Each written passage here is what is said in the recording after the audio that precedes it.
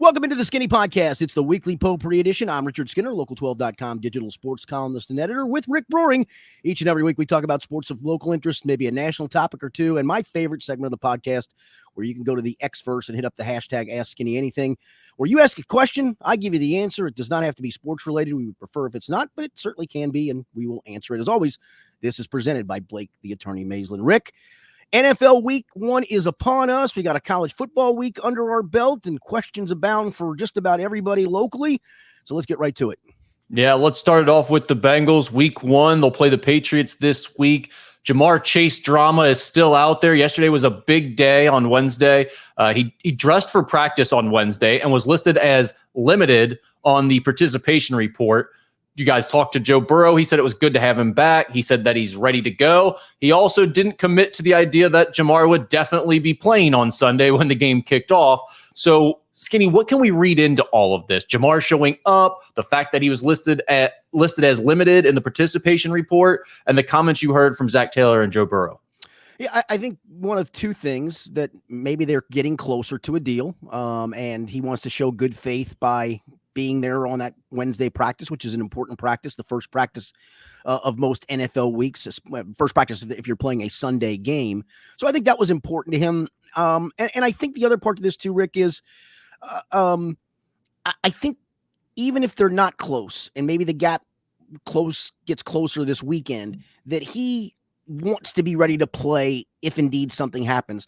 I did a spot on our friend Mo Egger's show yesterday. I do it every Wednesday during the NFL season, and he kind of optimistically said it's sign he might play, right? I went, I don't know, because I don't know, and I don't think he knows yet.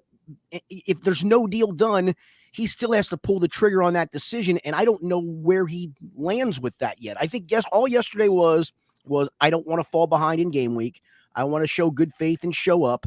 But him being limited also, for those who don't know why guys are listed certain ways, limited means usually you're just going through individual drills and that's it. So you didn't do anything team related. So he did nothing team wise. I know he's a freak of an athlete, but he's still not in football shape. So even if he does play on Sunday, how many snaps is he able to play? I think there's a lot of things still in question, even if he does play.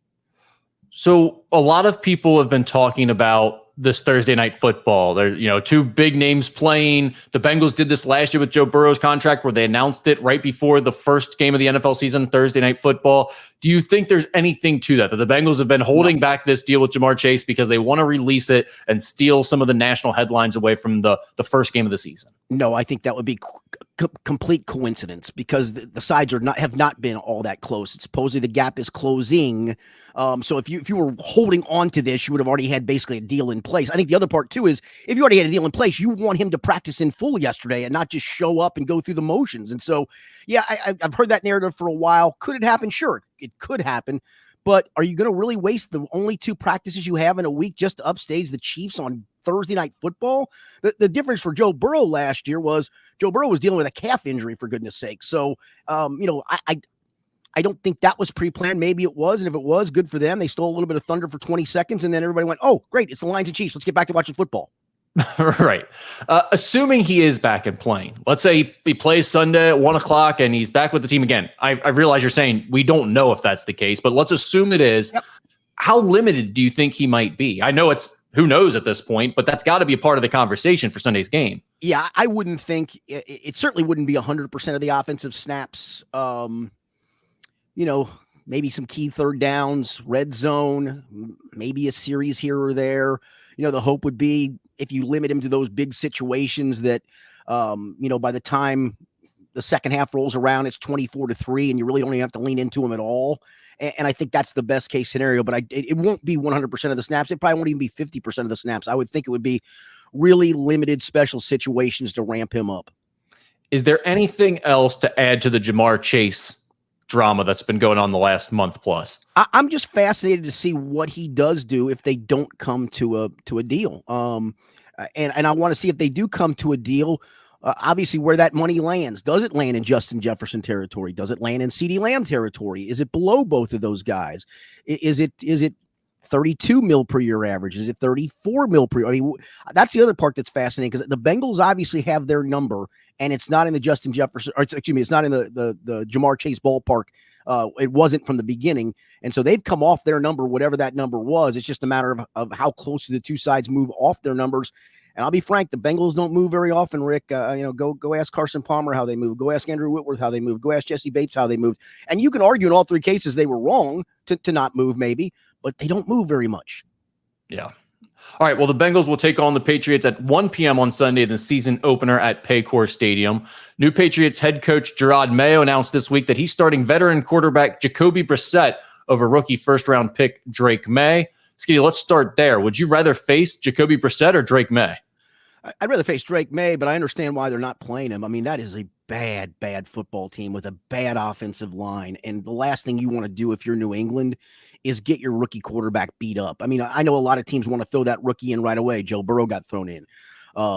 Justin Herbert didn't, but he got thrown in pretty quickly in with the Chargers. Caleb Williams is getting thrown in this year. But Caleb Williams has actually some weapons around him and a serviceable offensive line.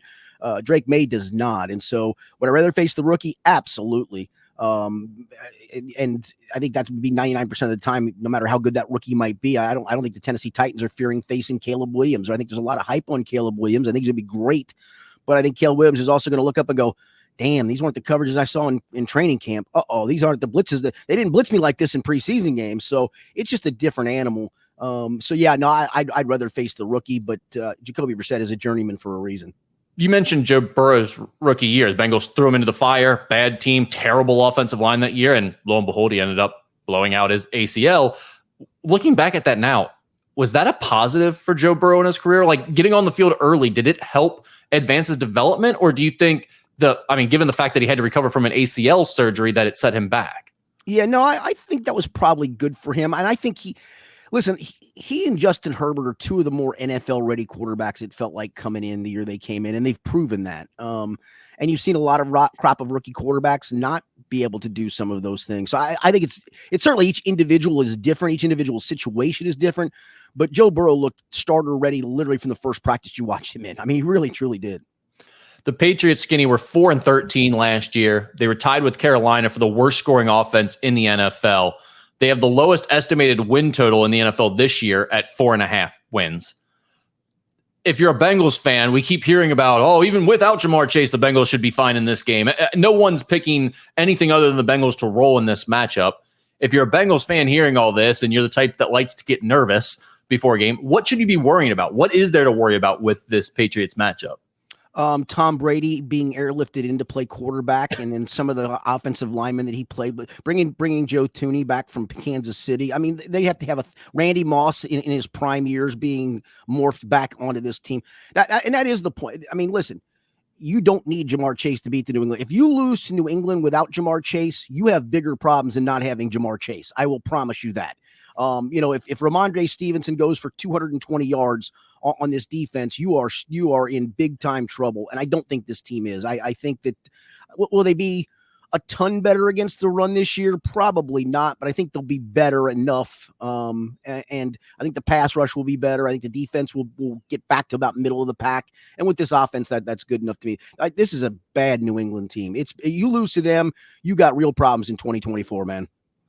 Are you looking forward to seeing the Bengals defensive front again? Because this New England offensive line, they've talked about how bad they are and how much they're going to struggle. That's part of the reason Jacoby Brissett is getting the start instead of Drake May. Are you anxious to see we've talked a lot about these frontline guys and how that rotation is going to look? Anxious to see them play a team that they might be able to get off against and make some hay back there? Yeah, and I'm anxious to also then see what a Joseph Osai in a rotational role can do against guys like this, and a Chris Jenkins, the rookie, who's in a rotational role at the tackle spot. Those are the primary subs. Osai on the outside and Jenkins on the inside. You'll see other guys rotate through there too. But those are the two main guys. So I'm interested to see how those guys do in a game like this. Maybe this is a game that gives them an early jolt of confidence that they can get some things done this year. So yeah, I'm that probably does interest me as much as whether Jamar Chase plays or not. Yeah. Just looking at the Bengals depth chart that was released, Skinny, were there any surprises there from your perspective, or any things that made you at least raise your eyebrows and say, "Oh, that's kind of interesting"? Drew Sample being listed as the first team tight end. Now, Zach Taylor was asked yesterday about, Zach Moss being listed as the first running back. And he said, listen, He said there's one thing I don't like really talking a whole lot about. It's about depth chart, because he said, and he's right, there's times you'll see a depth chart and then, you put a certain personnel package on the field and technically those guys become the starters for that game. I mean, a lot of times on defense, you're starting a nickel group, but against certain teams, you may not start that nickel group. So Mike Hilton may not be listed as a starter that day. You may start an extra defensive lineman or an extra linebacker.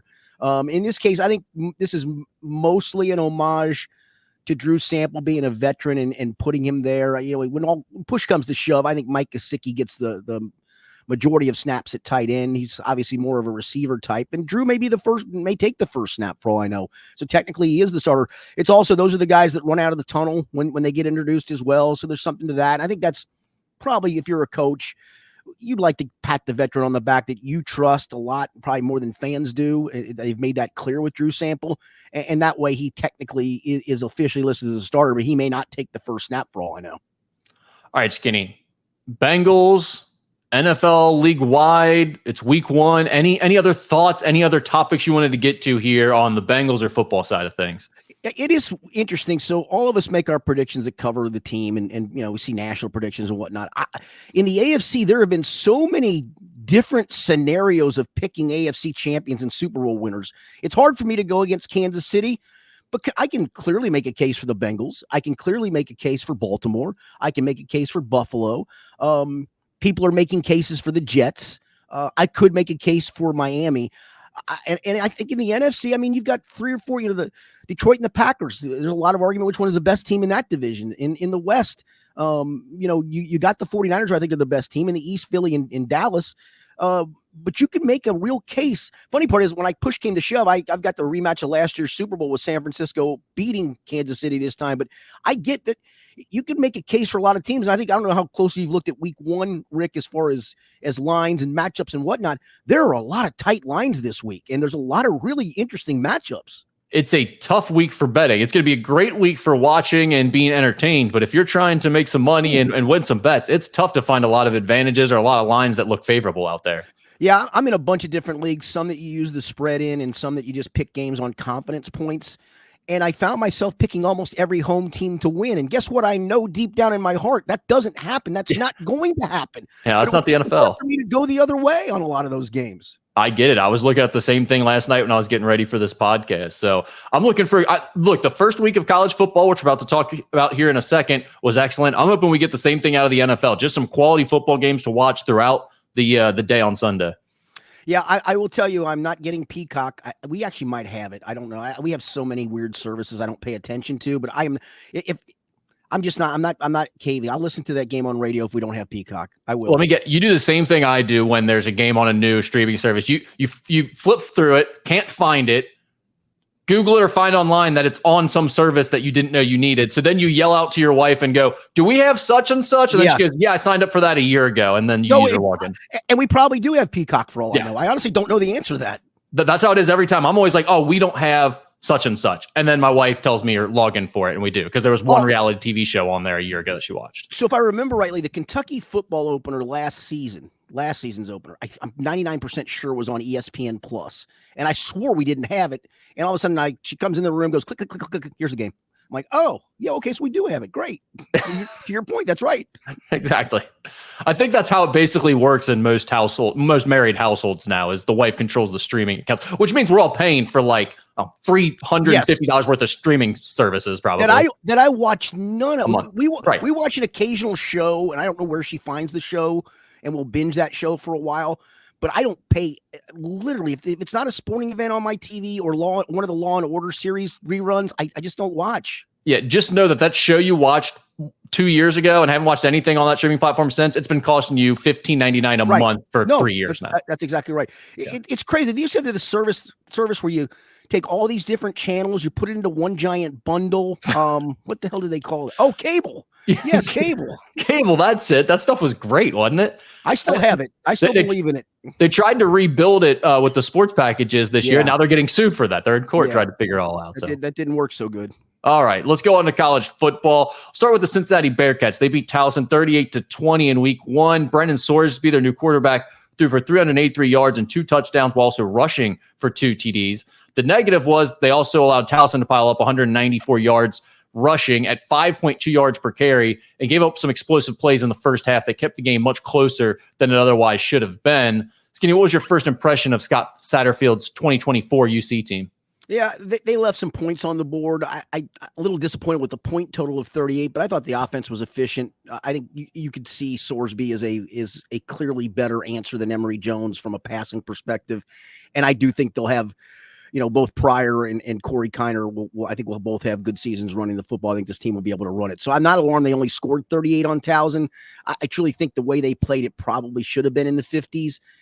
But boy, the defense, man, I just don't know. And they are getting Dante Corleone back, but how is he physically? I think he does make a huge difference, especially in this 3-3-5 scheme where you have 3 down linemen. You need a guy like him to plug up the middle of that defense. I just don't know if I trust that defense right now, and we're going to get a much better gauge with Pitt. Pitt rolled up 55, I think it was, on Kent State, something along those lines. And Kent State's not very good, but the defense would give me a little bit pause right here if I'm a UC fan. That said, I still think they win this game. I think they start 4-0, and based on what Texas Tech did in their opener, and listen, snap judgments are always made off of openers, both good and bad, right? I'm about to make one when we get to our betting segment on a team I'm going to pick because I'm making a snap judgment on them. But so I think the snap judgment is this defense against Towson. Well, all right, it's one outing, and again, they left some points on the board. They probably didn't show much of anything offensively, and still were really efficient. So I'm still bullish on this being a bowl team. It's funny because I jumped to kind of the same conclusions as you, which was Sorsby looks pretty good. That was pretty impressive. I think he can have a nice season. Defensively, not going to get it done. Terrible, really disheartening if you're a UC fan. At the same time, I want to pump the brakes on both of those things because it's like I go back to last year and that first game with Emory Jones, he scored 7 touchdowns in that first game, threw for 5 of them. Like, I know you were always out on him. You knew what he was already because you had watched enough of him. Honestly, after the first week or two last year, he was starting to win me over thinking maybe he's perfect for Scott Satterfield's offense. Maybe this is going to work. So I definitely want to see Brennan Sorsby do it against more quality competition.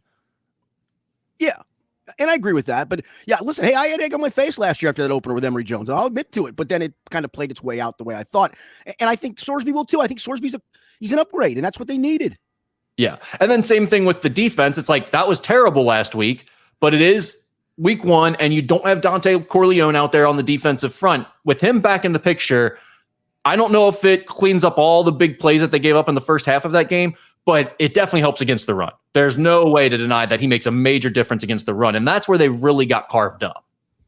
Yeah, and listen, if you're not getting stops on first and second down, it makes third down always harder, as we know, and I do think he is that big of a difference maker for that defense. I just don't know, him coming back this week, does he get 20 snaps? Does he get 30 snaps? I mean, where's he at from a physical standpoint? I think it's a fair question to ask. Yeah, the Bearcats will host Pitt Saturday at noon. We'll give our picks for that game here in a second when we do our pick segment. Kentucky beat Southern Miss 31-0 in a weather-delayed and shortened game on Saturday night. What a bizarre night it was, too, because this game was supposed to kick off around 7:45, I think. Correct. It gets delayed and gets delayed and gets delayed, and then it's like, okay, at 10:30, I think, or 10 something, they end up kicking it off. Yeah, just after 10.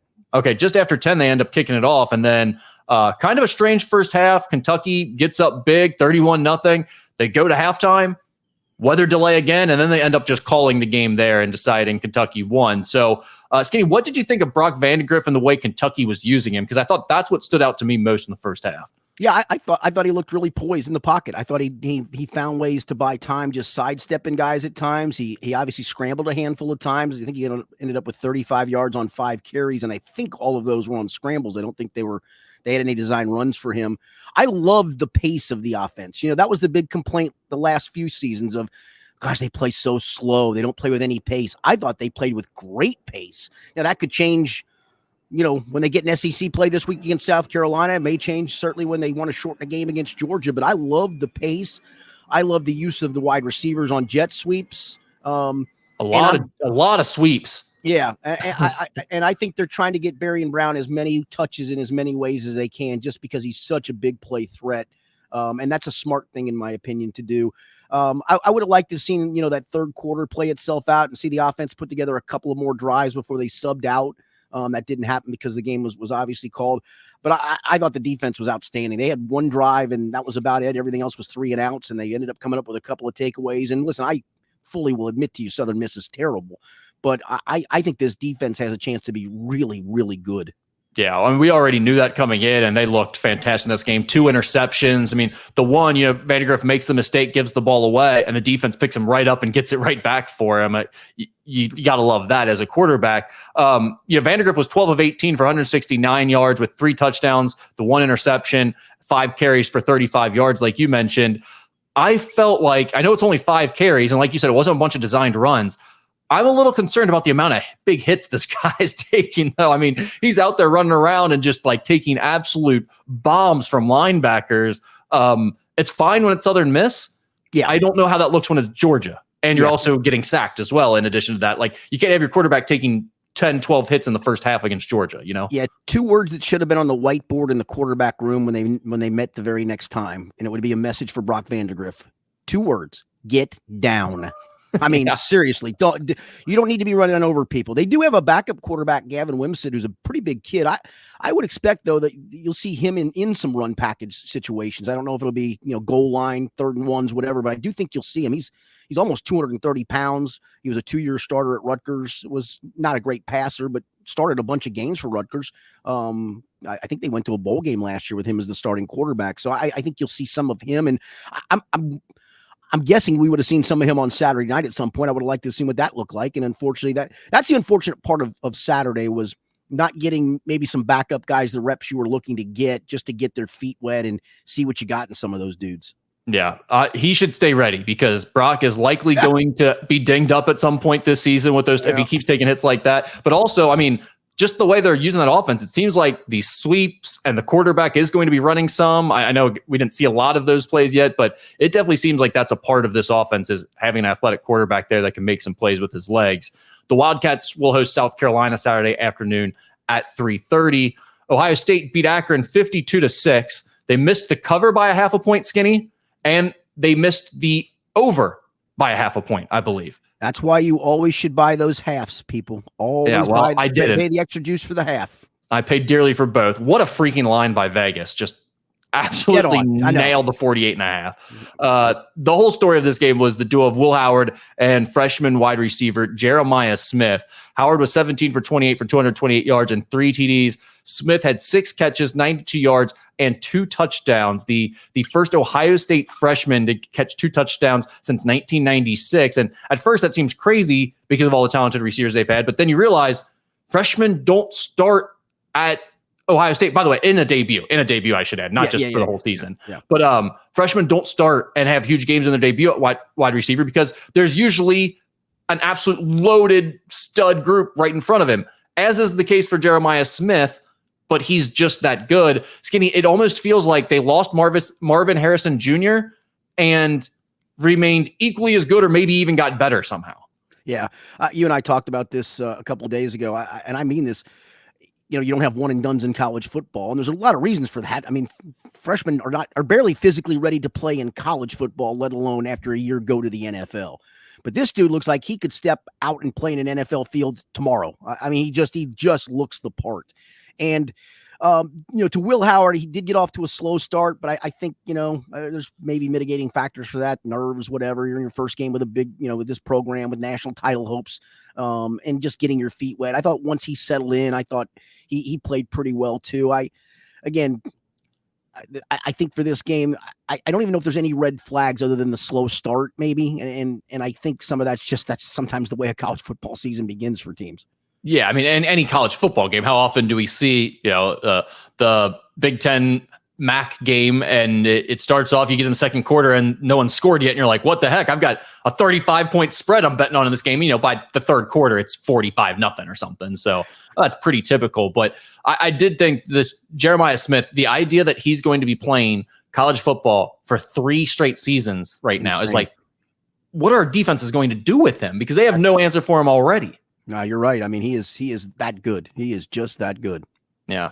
The Buckeyes will host Western Michigan on Saturday night at 7:30. So another unbelievable slate in terms of local watching. You want to watch the local teams? They're all separated out throughout the day. You can watch all of them along with another game. We'll get into our pick'em segment now. We are not counting the Kentucky game because it'll just make everything all wonky with it, not with the over-under. So I was 0-4 last week. You were 2-2. You missed both the spreads, but you got both the totals. Ohio State missed the cover by 0.5 point and the over by 0.5 point. Kentucky would have covered, but the game was called at halftime. So we'll start this week, Saturday at noon. And I hit my best bet. I hit the Georgia game. That was we both hit our best bet. Yes. Yep. Pittsburgh at Cincinnati. Cincinnati is a 1.5 point favorite. The total is 63.5. I think that total is just way, way too high. It's really high. I get what Pitt did. I get the UC's probably better overall offensively, and I do believe that. But I don't. That just seems way too high. I'm gonna go UC. I know the Towson game didn't exactly wow people. I think this will be a good game. I'll go Bearcats 27-24. 27-24, you said? Yes. Okay. So we've got UC and the under there. I'm out. I'm out on the Bearcats already. I can't. After seeing the defense, I can't do it again. I bet on them last week. I'm not going to make that mistake again. I'm going Pittsburgh 31, Cincinnati 24. So I've got Pittsburgh and the under. Saturday at 3:30, South Carolina at Kentucky. Kentucky is a 10-point favorite. The total is 42.5. This game scared a lot of Kentucky fans just because of how pivotal I think this is to their season of this is one of those games you got to get if you're going to get it to 7 or 8 wins. Again, we looked at the schedule with still Georgia and Texas and at Tennessee and Ole Miss. This is one you have to have. And again, I'm probably making a snap judgment. I watched a chunk of the South Carolina Old Dominion game, and they really struggled. They're starting a freshman quarterback, and he ran it well. He's a big kid. He ran like 24 times for like 60 yards. They were losing going into the fourth quarter of that game. They needed 3 scores in the fourth quarter. It's insane. They do have Rocket Sanders, who was a great player at Arkansas, but transferred and had some major knee injury. He rushed for 88 yards. But the quarterback was 10 of 24 passing against Old Dominion at home. And you're playing, honestly, I think Kentucky is a top 5 defense in the SEC and maybe even a top 20 defense nationally. I really believe that. And I think they blow this kid out. I'll go Kentucky 34, South Carolina 10. We're right on the same page. I got 31-10, and I feel the exact same way. I believe that Old Dominion is better than, that South Carolina is better than they showed last week against Old Dominion. I agree with that. I believe that's somewhat of an aberration. It's a one-off, a bad game. And even still, just based on the talent I saw out of their offense, in what little I watched of that game, Kentucky is going to roll them. Or at least they should. 31-10, Kentucky in the under for me. You are going Kentucky in the over here at the 34-10 number. Correct. So that is a distinction between our two picks. South Carolina was outgained by Old Dominion last week, 305 to 288 in total yards. Wow. That's a problem. Yes.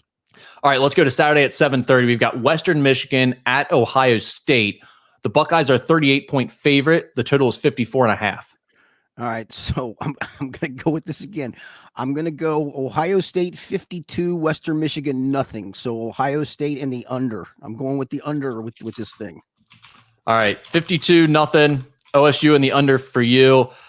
I hate these Ohio State games early in the season. I used to love betting Ohio State. Now they've got me in a pretzel the last 2 years. I think I'm putting you on the spot and I shouldn't. The first half line's probably what, 20-ish? It's usually about half what the total it's usually about half. So it's probably sitting right at 19.5 or 20. Yeah, if it's 20-ish, not above the 3 touchdown. If it's below the 3 touchdown threshold, and I still think they could lead this game 31-0 at the half. If it's below the 3 touchdown threshold, I think Ohio State first half. I think they come out much better than they did against Akron. I think that's a good bet. I like that. I think Chip Kelly and the offense have gotten into a little bit of a rhythm after the first few series. I think they'll come out a little quicker as well. But I'm going to say 42-7. So Western Michigan gets the cover and it stays under for me. I just got scared off by that 0.5 point after last week, and I'm sure I'll pay for it this week when Ohio State wins 60-0 or whatever. Sunday at 1 p.m., we've got the Patriots at the Bengals. The Bengals are an 8.5 point favorite. The total is 40.5.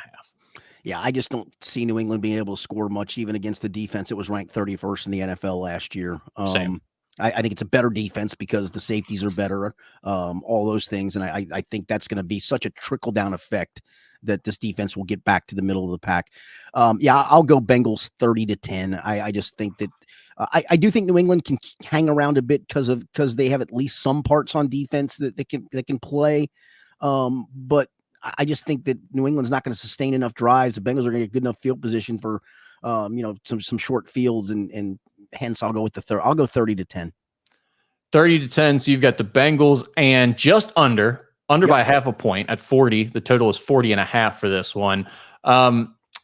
I'm going Bengals, but this is where me being more of a fan, I can't get as analytical. The last few years and the way the Bengals have started the season, it just worries me. I think this is going to be a slog. I think it's going to be ugly. I think they find a way to win late, but it's not going to be the easy roll over the Patriots that everyone's expecting. I'm going to go 21-13, Bengals and the under.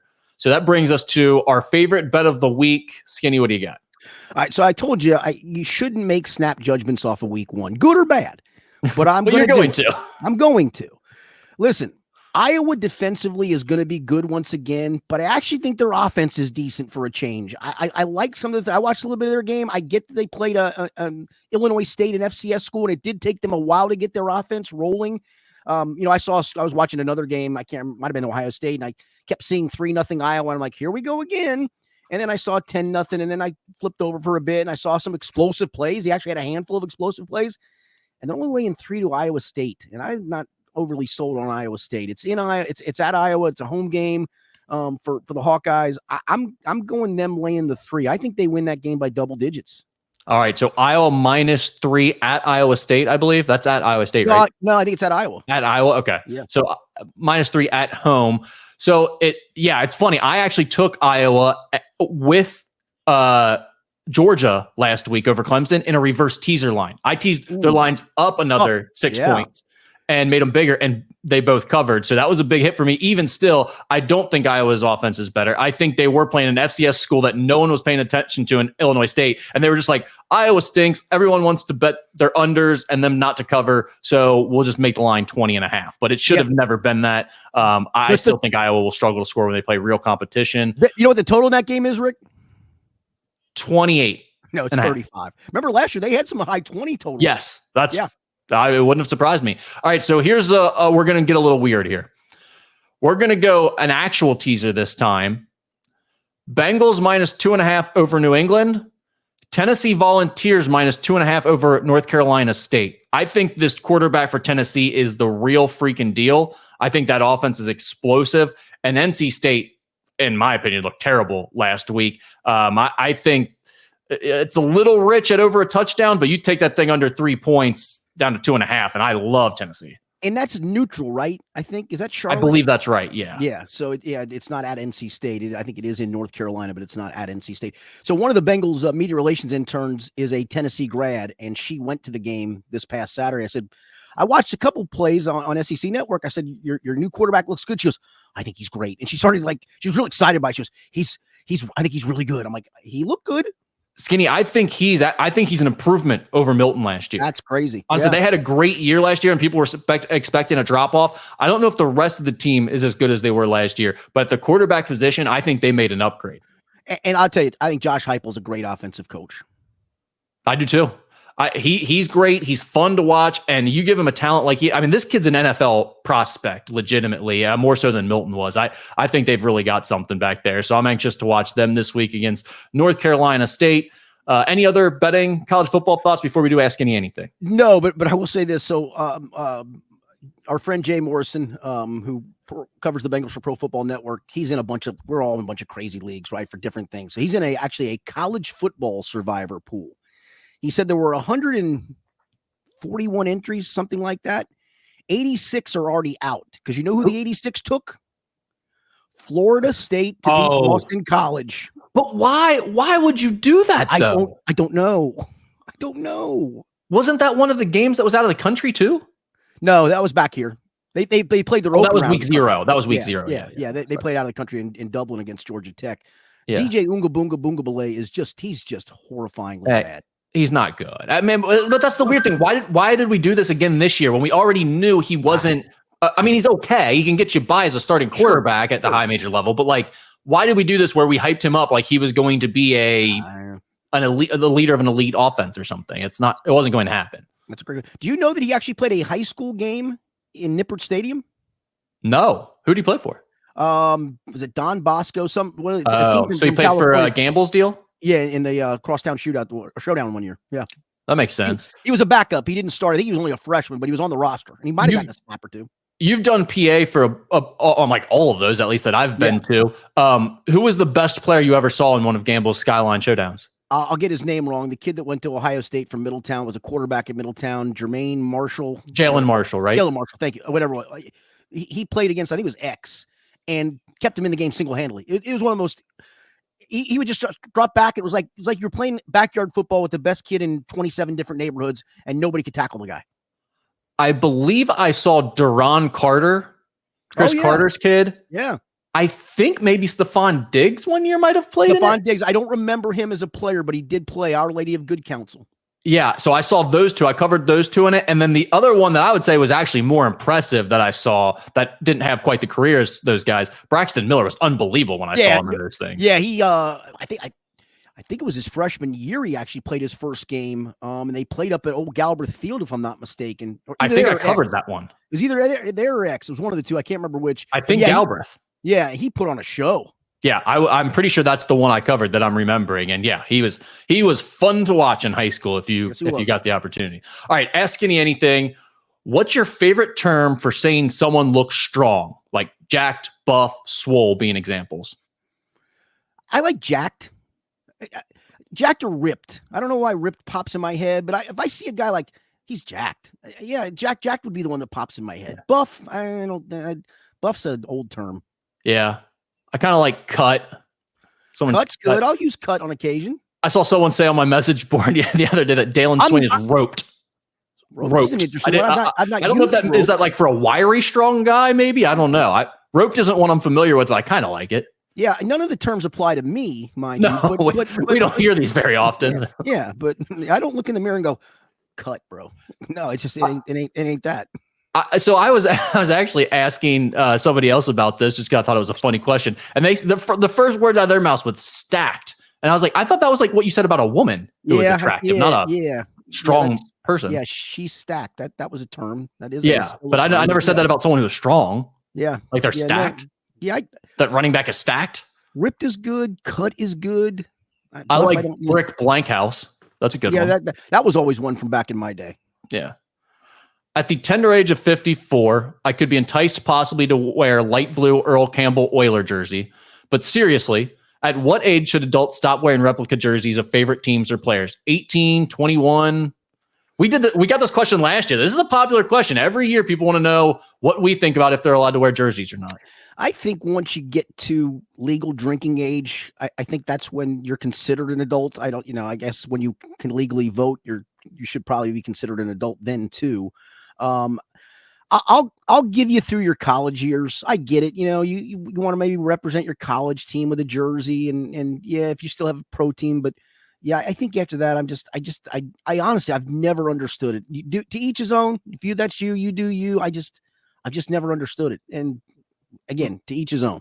My cutoff point, and it felt very, very natural for me. And honestly, I was never like a jersey guy to begin with, but the moment where I realized like, oh yeah, I would never wear somebody's jersey again, was very simple. It was like when I was the same age as all of them. When they were older than me, when I was like 23, 24, maybe, it didn't feel weird wearing a 28-year-old's jersey as much. But once I was 27, 28, and I'm as older than all these players, that's like, well, do I really want to wear a younger guy's name on my back? It just became, to me, weird. And again, I don't care if anybody else does it. I don't sit there and think like that guy's got a jersey on, what a loser. But for me, I'm not going to wear one. That's one of our strange press box things to do is you're near kickoff, right? And you've kind of got the inactives are behind you. You've eaten your meal. You're just kind of mulling around waiting. Well, you guys sit up there for 4 hours before game time too. It's insane. So you look around at the people with the jerseys and you try to pick out like somebody's got a jersey from a guy from 1997. Those are always my favorites. Yeah, like Takeo spikes, but then it's been duct taped over. And yes, I think there is a dude that wears that. Yeah, there is a dude that wears something like that. I've seen that guy. I think that's why I remember it from when I covered games. There's been some good ones over the years. Who's probably the most popular ex-player that you still see in the stadium? That's a good one. I guess Chad. Is it like who's a funny one that would be obscure? Like Jordan Shipley? I know a lot of women still wear Jordan Shipley around. I don't think I've seen a Jordan Shipley. I've seen some. It's not obscure, but it is older. I've seen a couple of Corey Dillons. Yeah, Corey Dillon's out there. Peter Wark, I feel like, there are a lot of Peter Warks out there Yeah. still. Yeah. You don't have many Hushmanzadas. I don't think anybody wanted to pay for all the stenciling of his last name. No, you know who else is out there a lot? And I think it's because right after him, Cedric Benson also wore his number, but I see a lot of Rudy Johnsons still. Oh, wow. Okay. Yeah, Right. I don't know why. I just see a lot of 32 jerseys. I don't know if people like bought that and then kept it because Cedric Benson was around and they're like, I'm still wearing my 32 or what, but I still see them. It's funny. I don't see many AJ Greens. No, he never got a lot of jersey love in town, really. Yeah. And clearly you're not going to see any Andy Daltons, but yeah, it just dawned on me. No Genos. I did see a Carlos Dunlap the other day. But yeah, it's fun. This Sunday, I'm going to make it a point to try to find an AJ Green jersey. Okay. Do that. Report back, please. Has Skinny ever eaten salt and or pepper on his pizza? No. I don't know why would you do that? I don't know. I think this was a debate from somewhere else. I feel like people were talking about this on the internet. Someone asked this to us, but I feel like it may have been like kind of a viral argument from someone else's show or something. And I'll be honest with you, I am a huge pepper guy on just about everything. I really and truly am, probably more than salt. I'm not a big salt guy. Most foods contain salt already. I'll put it on. Listen, I'm not stupid enough to put it on fries or popcorn or something like that, because it does enhance the flavor. But I put pepper on, honestly, just about everything. Do you do it on pizza or no? No, not on pizza. Do you do red pepper flakes on pizza? I do that on occasion. Same. Yeah, and I don't know. It's weird. I don't do it all the time. But I do it on occasion, and I don't know why that is. Because usually when I do it, I like it. Yeah, I feel like there are certain places that are red pepper flake places, though. Yeah. That like it goes naturally with their pizza a little bit more. I think the deep dish pizzas it goes really well with. Oh, definitely, yeah. Yeah. Anything that has more sauce to it, the more sauce, the more red pepper flakes you need, in my opinion. Yeah, I would agree with that. Do you put salt on watermelon? I know that used to be a popular thing. No, not at all. I don't eat a ton of watermelon, but yeah, I definitely would not salt it. I don't salt my pizza either, for the record. I don't know. When this came up, like at first I was like, that's weird. Who does that? But then I'm like, is it weird, or are there people out there salting their pizza and I just don't know about it? To me, it seems like I would have probably pepperoni on most pizzas that I would eat. So like there's way too much salt to begin with. Yeah, those are pretty salty anyway. And I'm the same way. I mean, I can eat different pizzas, but usually the go-to is something involving pepperoni and maybe something else, or just pepperoni by itself. And yeah, pepperoni by itself. One of my favorite, actually, I don't eat lunch very often, but one of my favorite lunches is just grab a stack of those pepperoni slices with a little bit of mozzarella cheese and some Triscuit crackers. And Triscuit crackers have plenty of salt on them, so I don't need to put any more salt on that either. Yeah, no, salt, not necessary. What are there any other condiments or items that you would put on pizza? Like, do you do ranch? Do you do garlic butter? Anything like that? No. No, I like garlic butter with breadsticks, but no. Do you do the Papa John's garlic butter or no? With their pizza? No. It's funny. That usually stays in the fridge, and then like the next time we have some kind of like a roll, I'll dip the roll in it instead. Nice. All right, last question here. How much money would it take for you two to do the hottest chip challenge? I've seen some of this. It's obviously a takeoff on the hottest wing challenge. I guess what is the hottest chip these days that has been challenged? Do you know? Have you seen it? Well, it's that. I think it's PACQUI, Packy or whatever is the name of the company. They make it. You buy it. It's like one chip in a bag, and it's. I wouldn't do it because two reasons. One, I get nothing out of this. There's not, I mean, I guess in this case, they're asking me how much money would it take, but like the idea of impressing people to show like I can do something stupid and go viral just doesn't really do anything for me right now. And two, I love hot things, but not hot just for the sake of being hot and destroying my body. I like hot, like that is flavorful. Yeah. But you know what? There's a lot of things I'd do for money, bro. All right, so if we're going to go with a minimum amount, $250,000 would be right. I'd do it for $250,000. Yeah, no kidding. I think this guy was talking more like $20. He asked. I said I mean, yeah, I'm kind of with you. I like hot sauce, but like even having wings, a good medium sauce to me is just hot enough to give it heat and still have good flavor. I don't want to just eat it for heat's sake and burn my mouth and take like a bite and then have to rub something on it. You know, I want to be able to enjoy it at least. So yeah, I'm kind of with you on that. I like hot sauce on stuff. If I needed to, like if I went somewhere and some dude had already ordered hot wings and I got a couple left over, would I eat them? Yeah, I probably would. And I probably would enjoy it, but yeah, I don't need it to I did that Like we used to do that at when I worked at the Post. I'd take some of the guys that stringers that worked for me on nights. We used to take high school stats on Monday nights in sports, and it was kind of a pain in the ass job, but it was something we did and something that filled the newspaper at the time. And sometimes you have to track people down to get their stats, etc. So I'd always take them to a place called Scully's on the Skywalk. It's not there anymore, but it had great wings, and we'd end up watching like the midnight ESPN Big Monday game. But they did it. They had these hot wings with red pepper flakes. And so we'd go down there, have some beer. We'd order 6 of those, and we each have one. And I'm just telling you, man, it was a struggle to get through the one. But we did. I don't know why it became a tradition, but it became a tradition. Well, like, and I can do that type of thing. Like anything that's really hot, that's a normal restaurant item, I can pretty much handle. And a lot of times I'll like it. This is not that. I don't know if you've seen this, but this is like everyone pukes when they eat it. They're like destroyed for the whole next day. I mean, this thing is way too hot to like actually be consuming, and it's even has like a warning on it. So no, I'm not doing that unless it's for like hundreds of thousands of dollars. I wonder so the pepper's called a packy, or is that the brand? No, that's the brand. I don't even know what type of pepper pepper seasoning they're using on it anymore. I mean, we've gone beyond ghost peppers and reapers and all that. It's like at the top of the scale, stuff we've never even heard of now. They're making up new peppers. I'm serious. They're like engineering them. I think they are too. It's insane. And somebody's going to hurt themselves one day doing that. They already have with this chip. There's been all types of people with like bleeding esophaguses and things because they're puking so much. Yeah, you don't want to do this. Yeah. Ooh, brutal. Yeah. So $250,000 will do it. All right. Yeah. Quarter each. $500,000 total. Yes, correct. And we'll both die happy and give our money to our families. Yeah. Here you go, kid. You're $200 to live off of. That'll last you 3 years in this economy. Yeah. Good luck to you, son. Yeah. That's all we got. All right. Good stuff. Thanks, Rick. As always, thanks for the questions. For Rick Broering, I'm Richard Skinner. It's been the Skinny Podcast, the weekly Potpourri edition presented by Blake the Attorney Maislin.